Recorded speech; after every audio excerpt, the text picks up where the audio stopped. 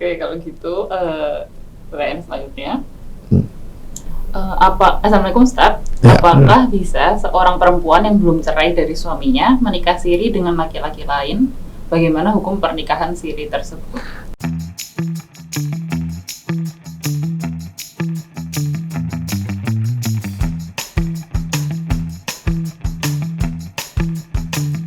Tidak boleh menikahi orang di dalam keadaan ditunang maupun sudah nikah sampai dia sudah diputus. Jangan meminang pinangan orang lain, jangan menikahi wanita lain yang masih dalam pernikahan. Itu jelas, itu dilarang, seluruh ulama sepakat. Nggak boleh, walaupun secara di dalam Islam siri maupun tidak siri sama, hukumnya sama, tidak menghasilkan siri. Iya, karena itu siri itu urusannya dengan legal formal saja. Tetapi dalam hukum Islam mau nikah siri maupun tidak boleh orang dalam, apalagi dipesan ya, segera matikan suamimu, segera saya gantikannya, saya siap menggantikannya. Maka kadang ada istilah kutunggu jandamu, itu sudah doa yang tidak baik, ya, kutunggu jandamu gitu ya. Nah, kalau betul-betul sudah janda, silakan saja. Itu aja harus tetap nunggu masa idah. Nah, ya 3 kali masa suci atau 4 bulan lah, itu aman ya. Itu pun kalau nggak hamil, kalau hamil sampai melahirkan. Gitu, ya. Jadi nggak boleh ya hukum. Betul. Pertanyaan selanjutnya, Ustadz, apakah istri kedua dapat menuntut harta bersama antara suami dan istri pertama? Misalnya istri kedua memiliki hutang, kemudian menuntut istri pertama membayar hutang tersebut dengan uang istri pertama pemberian suami. Bukan kepada sesama istri, hartanya adalah kepada suami. Ya, jadi seorang istri itu mendapat hak untuk mendapat pembiayaan atau nafkah dari suaminya, bukan dari sesama istri. Itulah ribetnya kalau istrinya banyak, itu memang menjadi masalah. Nah, tapi ini termasuk warisan, termasuk yang lain, itu berkaitan dengan istri kepada suami, bukan sesama istri. Kecuali kalau memang ada utang piutang di antara itu, mau nagih silahkan saja, itu muamalah biasa. Tetapi kaitannya dengan hierarki harta, nafkah, itu adalah bagaimana istri tanggung jawab kaitannya dengan suami. Suami bertanggung jawab pada istri-istrinya dia. Ya. Jadi jangan nyuruh minta istri yang pertama udah gak kasih kayak gitu. Nggak boleh. Kecuali kalau memang ada akad. Ini tolong dibagi berdua, gitu. Silahkan. Ya. Pertanyaan selanjutnya, Ustadz, bagaimana ini poligami lagi? Bagaimana hukum poligami bagi pasangan suami istri yang selalu dilanda permasalahan keluarga?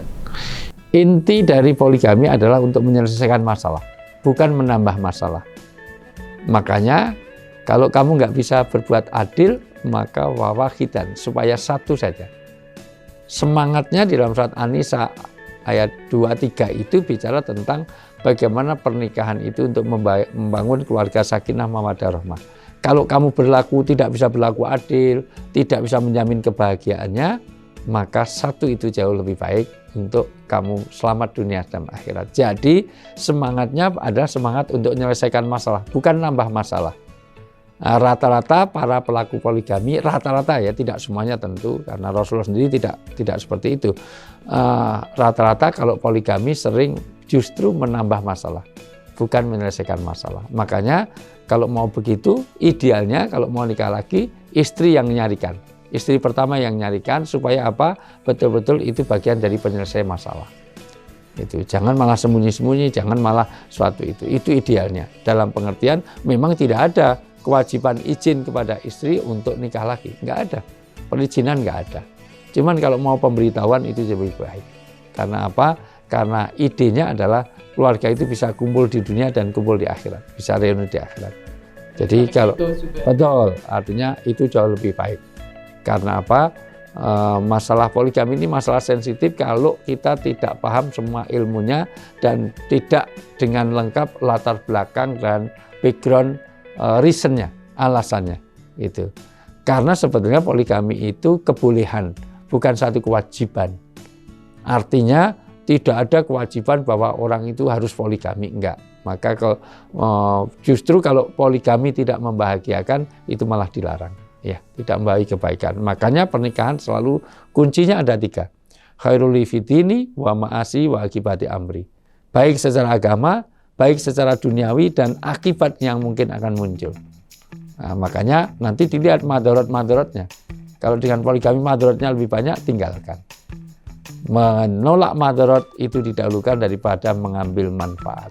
Ya. Kalau lihat manfaatnya mungkin enak-enak semua. Ya, tapi kalau madorotnya kita lihat, makanya kalau perlu dianalisis SWOT.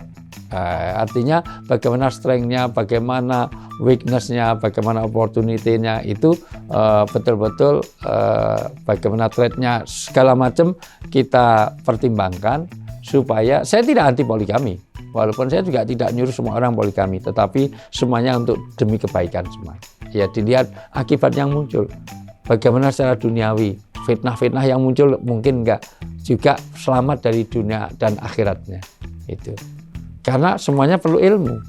Ya, berpoligami harus punya ilmu yang mumpuni untuk poligami. Supaya semua ilmu itu imamul amal. Ilmu itu guidance-nya amal. Kalau kita melakukan sesuatu tidak tahu ilmunya, ya pasti tidak akan diterima amal-amal baik kita. Rajin banget ini. Ini teman-teman kameramen rajin banget. Jam 10 udah zuhur, jam 11 sudah asar. Enggak diterima, enggak sesuai dengan ilmunya. Tahajud itu sehari 5 kali. Pagi tahajud, siang tahajud, malam tahajud. Nah, itu namanya tidak tahu ilmunya. Demikian juga berpoligami. Kuasai dulu ilmunya, dan kalau perlu baca buku. Mengapa Rasulullah berpoligami? Ya, supaya nanti semangatnya benar, ya gitu. Apalagi kalau misalnya tadi kan dimulai dari ada masalah yang tidak selesai. Nah, itulah. Maka masalah jangan ditutup dengan masalah. Itu gali lubang tutup lubang, ya. Gitu.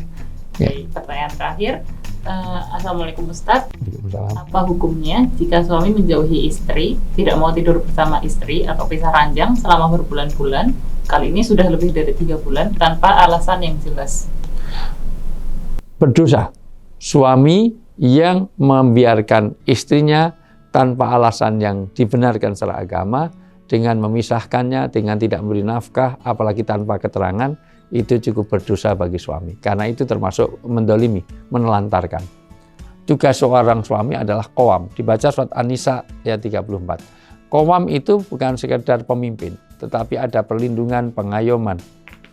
Ar-rijalu qawwamuna 'alan nisa. Makanya ya, 34 surat An-Nisa.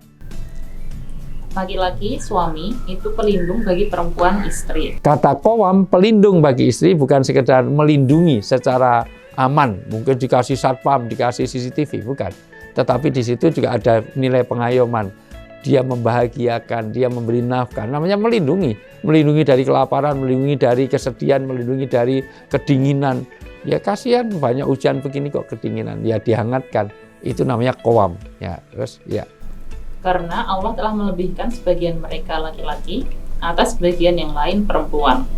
Ya. Dan karena mereka laki-laki telah memberikan nafkah dari harta mereka. Ya, dan kewajiban untuk memberi nafkah segala macam. Ya, bahkan sandang, pangan, papan, kesehatan itu harus terpenuhi. Itulah fungsi suami. Kalau itu tidak dilakukan, maka dia berdosa kepada Allah. Ya. Maka perempuan-perempuan yang soleh. Oke, itu sudah berikutnya. Ya, tidak masuk dalam pertanyaan. Nah, perempuan yang soleh. Tapi prinsipnya seorang suami berdasarkan surat An-Nisa ayat 34 adalah harus menjadi qawam. Namanya qawam, dia melindungi, dia mengayomi, dia menenteramkan, merasanya. Makanya nanti bahasa lain dalam surat Al-Baqarah, hunna libasul lakum wa antum libasul lahunna. Suami adalah libas. Libas itu adalah pakaian. Indah sekali. Allah mengisyaratkan pasangan sebagai libas, pasangan. Itu sebagai pakaian. Orang itu kalau kedinginan, itu pakai pakaian. Orang kepanasan juga pakai pakaian. Itu. Pakaian simbol kehormatan. Orang pakaian adalah luar biasa. Betapa orang citra dirinya terhadap pakaian. Makanya suami istri kayak pakaian. Dan namanya juga pakaian. Pakaian itu kan membuat orang, hari ini aja kita dipilihkan. Nah, tadinya mau pakai batik, enggak, jangan pakai batik. Ini lebih terkesan santai, suruh pakai yang kotak-kotak. Ya itu semuanya. Gitu ya. Nah, dari sisi ini bagian dari itu pasangan. Pasangan itu yang serasi. Itu kayak namanya juga pasangan. Kayak sepatu. Sepatu itu berpasangan. Beda tapi serasi. Makanya kalau sama itu bukan pasangan. Maka nggak boleh pasangan kok sesama laki-laki, sesama perempuan. Belum ada obatnya. Ya tolong, tidak boleh. Harus laki dan perempuan. Supaya jelas. Laki-laki mati almarhum, perempuan mati almarhumah. Maka nggak ada in between, nggak ada laki nggak perempuan. Kalau nggak laki nggak perempuan, matinya aluminium, kan susah. Nah, maka disitulah pasangan suami istri itu betul-betul menjadi pasangan yang saling membahagiakan, saling melengkapi, komplementer. Jadi ini meskipun nggak ada yang kayak kekerasan atau apa, tapi kan meninggalkan istri. Itu kekerasan. Itu kan juga, Abuse itu juga kekerasan. Karena kekerasan tidak hanya secara fisik, itu termasuk KDRT. Jadi KDRT kan tidak hanya secara fisik, secara batin juga. karena dia jadi Iya. merasa Iya. tenang gitu. Ngapain itu? Kalau gitu, kalau memang gitu dulu jangan nikah dengan suami, nikah aja dengan guling. Ujung-ujungnya hanya sama guling, gitu. Iya, gitu. Guling aja tulisin siapa namanya, Tom Cruise apa siapa, gitu. Nah, kan itu. Atau artis Korea sesuai yang di kamarmu, masalah luar biasa. Itu sampai pakai banner gitu, artis Korea, masa luar biasa. Ya itu ya. Pertanyaan kali ini udah selesai, ada 7 pertanyaan yang kita bahas. Alhamdulillah. Setelah itu masih banyak banget pertanyaan seputar Pasuti. Nanti step by step kita akan selesaiin, karena kalau dilayani semuanya ayah nggak bisa kerja seharian ya. Iya, nanti jangan khawatir teman-teman yang belum terjawab atau masih mau mengajukan pertanyaan yang lain, bisa DM melalui di Instagramnya ya, Ayah di @ustadzwijayanto.official atau @nasehatui. Ya. Nanti insya Allah kita akan bahas di Femcast ini di YouTube. Salah. Sekian ngobrol-ngobrol kali ini. Terima kasih Ayah sudah menjawab. Sama-sama, Nak. Teman-teman udah menyimak sampai akhir. Sampai ketemu di episode selanjutnya. Assalamualaikum warahmatullahi wabarakatuh. Waalaikumsalam warahmatullahi wabarakatuh.